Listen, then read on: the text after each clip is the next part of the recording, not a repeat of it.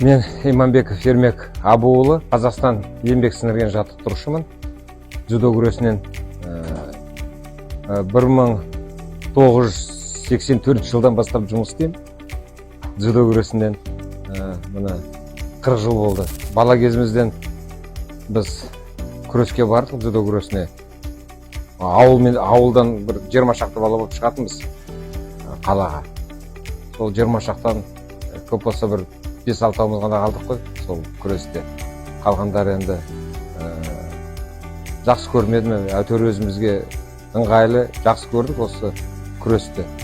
Өзіміздің мына орталық олимпиаданың жұмысына келсек, 2023 жыл болса біз Азияда 5 чемпион алдық, 2 қола медаль алдық әлем біріншілікте. 2024-те алтын аламадық Азияда, но бірақта басқа да медальдар бар. 2 қола медальмен келдік. Сол 24 жылдың қола жүлдегері, ол Таджикстанда әлем біріншілігі болды. Ол Орынбасар Талғат, Күмісбай Азат деген.